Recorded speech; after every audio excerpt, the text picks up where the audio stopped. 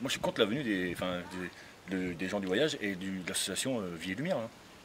Clairement je suis contre. Si c'est pas géré comme il faut du début à la fin, par exemple, vous arrivez tel jour, vous en partez tel jour, vous avez tel endroit, vous restez à tel endroit. Après qu'ils sortent, qu'ils aillent faire leurs courses, il n'y a aucun problème. Hein. Il faut que les commerçants vivent aussi. Hein. Mais voilà, mais le problème c'est qu'ils arrivent avant et ils squattent. Clairement ils squattent. Des champs, des servitudes, et ils emmerdent le monde. Avant. Une fois qu'ils sont dans la base, ils n'emmerdent plus personne. Faut être clair. Moi dans la base, ils m'ont pas emmerdé. Hein. Voilà.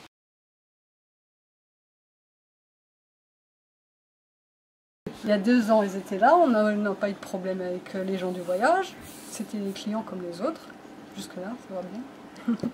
Et que, voilà, nous, pour notre commerce, c'était bien. Parce qu'ils étaient déjà venus beaucoup plus tôt. Ils étaient venus pendant 3 semaines, je crois, il y a 2 ans. Et puis là, ça va être vraiment très court, c'est même pas 15 jours, il me semble. Donc ils vont ouvrir la base le 23, alors je pense que déjà le 20, ils seront là. Et ça fera court pour nous, pour le commerce, je pense. Pour nous, il n'y a pas de problème. Hein.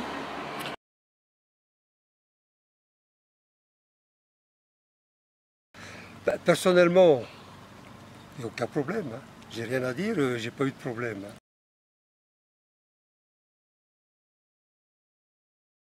Bien contre ces gens. Bon, ils ont quelque chose qui les précède. On dit c'est les voleurs de poules. Moi, ça m'est égal, je n'ai pas de poules. Mais le fait est qu'ils encombrent le village ici. Surtout ici, le jour où ils viennent. Parce qu'il n'y a qu'une seule entrée là en bas pour faire passer 3000 ou je ne sais pas combien de caravanes.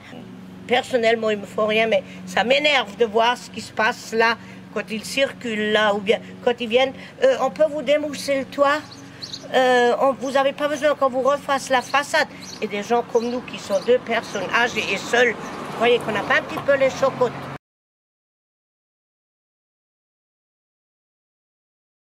Des gens du voyage, aujourd'hui il n'y a aucun phénomène de racisme. Les gens n'en veulent pas du tout aux gens du voyage. Tout ce qu'ils souhaitent aujourd'hui, c'est de pouvoir avoir leur tranquillité, de pouvoir se promener et continuer à vivre dans les chemins sans avoir besoin de marcher dans toutes les défections et dans tous les déchets qu'ils ont laissés ces dernières années chaque fois qu'ils sont venus.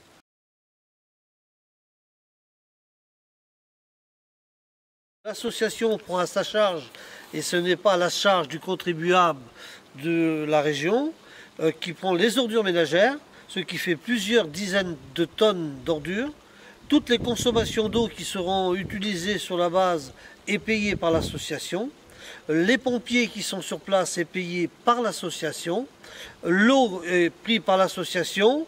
En ce qui concerne les WC chimiques qui seront installés, nous en avons 100 cabines qui seront réparties sur toute la base. Le nettoyage, le pompage de ces WC est pris en charge par l'association, ainsi que des grumes que nous avons mis au milieu des pistes pour sécuriser un petit peu la vitesse de certains jeunes. Donc tout est pris par l'association qui prend en charge toute cette installation, ces infrastructures qui seront mises sur la base.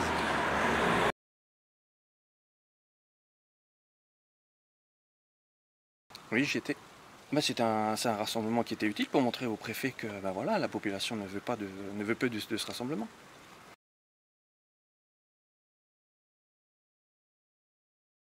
Non, non, non, je ne peux pas aller à ce genre de choses. Moi, je me sens trop vieille, voilà.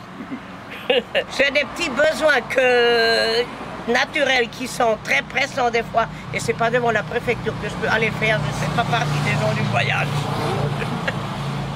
Non, je ne suis pas allée avec. Et je m'énerve trop facilement, alors je ne sais pas, ça pourrait dégénérer quelquefois.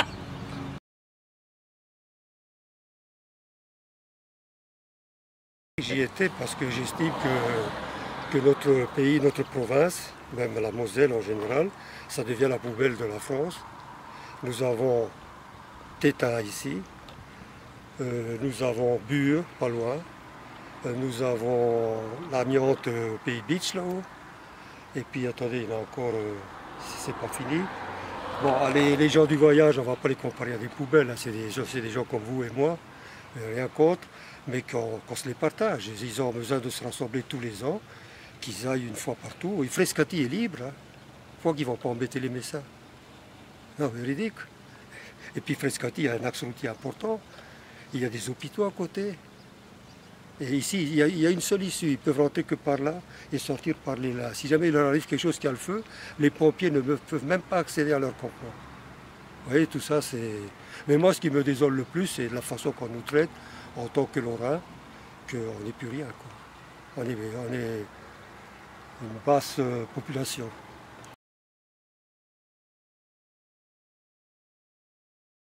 J'aurais bien voulu y aller. Ouais. Malheureusement, pour appuyer. Et ce que je trouve ça dommage aussi, c'est que ils étaient 400 manifestants. Il y avait 100 policiers. On est d'accord? Ils sont 30 000.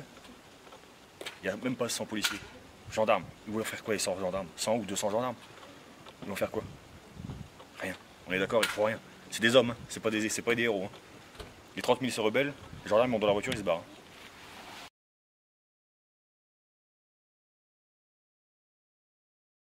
Nous ne comprenons pas la réaction et l'attitude des maires autour de la base. C'est parce que nos 2 précédents rassemblements se sont plutôt bien passés. On n'a pas eu à déplorer vraiment des faits marquants pendant ces 2 rassemblements. Il y a eu quelques petits débordements, ça je le conçois, mais 25 000 personnes, on ne peut pas maintenir tout le monde, mais ça s'est plutôt bien passé que mal passé.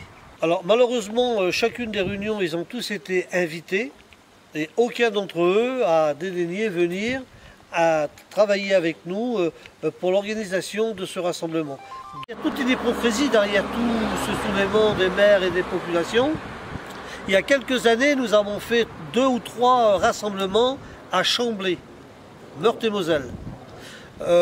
Alors il y avait de la part des maires cette réaction de dire que dans des petites communes rurales comme ils sont, ils ne pouvaient pas accueillir 20 000 personnes, c'était beaucoup trop de monde pour pouvoir accueillir ces gens-là dans leur commune. Alors c'est vrai, 20 000 personnes dans ces petites communes, je le comprenais d'ailleurs cette réaction, mais l'hypocrisie va jusqu'à aujourd'hui, c'est qu'aujourd'hui dans la même ville, Chamblay, ils accueillent 400 000 personnes, mais ce ne sont pas des gens du voyage. Donc 400 000 personnes pour la mondiale des montgolfières, on les accueille, et un rassemblement de gens du voyage de 20 000 personnes, c'était beaucoup trop de gens dans cette commune. Alors vous voyez qu'il y a quand même de la part des élus, de la part d'une certaine population, un rejet total de la communauté des gens du voyage, bien que la communauté des gens du voyage, nous sommes des Français à part entière, nous sommes Français de père en fils depuis des générations, ma nationalité à moi c'est français. Et je ne comprends pas qu'on refuse ou qu'on repousse une partie de notre population française à venir dans des lieux dans lesquels nous avons des autorisations.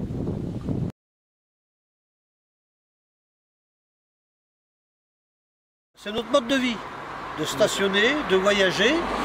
Tant qu'il n'y aura pas des aires d'accueil adaptées et qu'il n'y aura pas des heures d'accueil en nombre suffisant pour pouvoir nous accueillir, on aura toujours ce problème de cohabitation avec les élus et avec les riverains.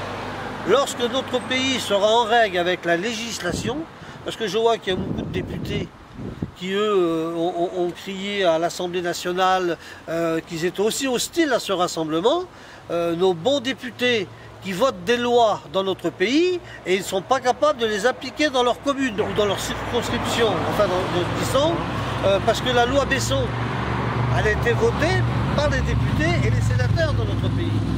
Mais les députés et les sénateurs, il y a quelque temps, c'était les maires qu'on retrouvait dans les communes. Alors ils ont voté une loi, mais qu'eux ne l'ont jamais appliquée dans leur commune. Alors hors la loi, qui hors la loi? Gens du voyage, maires, députés.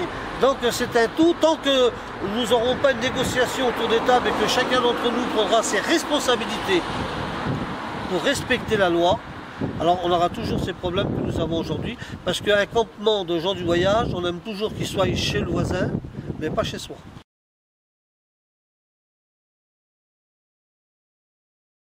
Bon, enfin, disons que si vous le voyez sur cet angle-là, tel que vous l'expliquez, nous ne le cautionnons pas une telle décision. Bon. Maintenant, je rencontre régulièrement au ministère de l'Intérieur, au cabinet du ministre, des personnes concernées par la réalisation de ce rassemblement. Ces grandes bases, telles que celle de Gros-Tonquin, il y a quelques années, il y en avait des dizaines en France. Aujourd'hui, toutes ces bases ont été vendues. Il reste disponible que 2 bases, celle de Gros-Tonquin et celle de Chaumont-Semoutier. Donc le jour que ces 2 bases seront vendues ou qui seront données à des collectivités et qui ne seront plus à l'État, ce qui fait qu'on n'aura plus de terrain. Donc pour nous, pour préserver la pérennité de nos rassemblements, nous allons aller vers l'achat d'un terrain pour que nous puissions y organiser nos rassemblements. Donc c'est pas que l'État veut nous interdire, c'est qu'on n'aura plus de terrain, que l'État aura plus de terrain, des grands terrains surtout, à mettre à notre disposition pour organiser ce rassemblement. Alors nous allons aller vers l'achat, on va discuter justement avec des personnes qui ont été mandatées par le gouvernement. Ils viennent à notre rassemblement, à notre rencontre. Nous discuterons avec eux de toutes les modalités pour que nous puissions aller vers l'achat d'un terrain.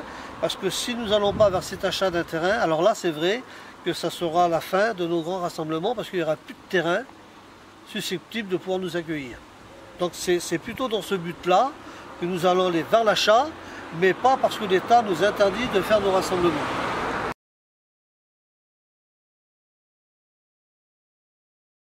Les rassemblements évangéliques, d'ailleurs, comme vous pourrez voir, que la porte ou le portail d'entrée de la base est ouvert jour et nuit, il n'y a pas de gardien gens du voyage devant l'entrée, tout le monde peut venir et j'invite toute la population qui sont autour de la base et même au-delà, qui veulent nous rencontrer pour discuter avec nous. Alors je sais que ça a fait beaucoup de polémiques ce rassemblement dans la population ici sur Saint-Avold, sur Folquemont, sur Gros-Tonquin, sur Morange. Mais au lieu d'écouter des candidatons comme ça a été fait jusqu'à aujourd'hui, venez nous rencontrer, venez parler avec nous et toutes nos conférences évangéliques qui se font sur notre grand chapiteau sont ouvertes à tous. Et tous ceux qui veulent venir sont les bienvenus au milieu de nous. Si eux ne veulent pas nous accepter, nous les acceptons et ils peuvent venir sur la base nous rencontrer.